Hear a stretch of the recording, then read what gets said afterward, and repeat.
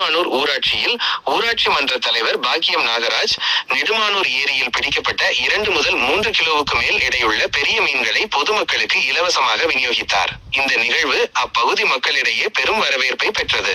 நெடுமானூர் ஏரியில் மீன்வள மேம்பாட்டு பணிகள் தொடர்ந்து மேற்கொள்ளப்பட்டு வருகின்றன. இதன் ஒரு பகுதியாக ஏரியில் வளர்ந்திருந்த பெரிய மீன்களை பிடிக்கும் பணி நடைபெற்றது. இதில் வழக்கமான மீன்களை விடவும் பெரிய அளவிலான சுமார் 2 முதல் 3 கிலோவுக்கும் அதிகமான எடையுள்ள மீன்கள் அதிக அளவில் பிடிபட்டன.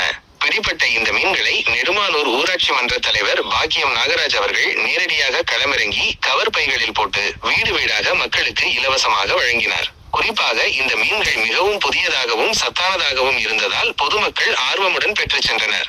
ஊராட்சி மன்ற தலைவரின் இந்த செயல் அப்பகுதி மக்களிடையே மிகுந்த மகிழ்ச்சியை ஏற்படுத்தியுள்ளது. பொதுமக்கள் தங்கள் பகுதி ஏரியில் பிடித்த புதிய மீன்களை இலவசமாக பெற்றதுடன் ஊராட்சி மன்ற தலைவரின் மக்கள் நலன் சார்ந்த செயல்பாடுகளையும் பாராட்டினர். இது போன்ற முயற்சிகள் ஏரி மற்றும் நீர்நிலைகளின் முக்கியத்துவத்தை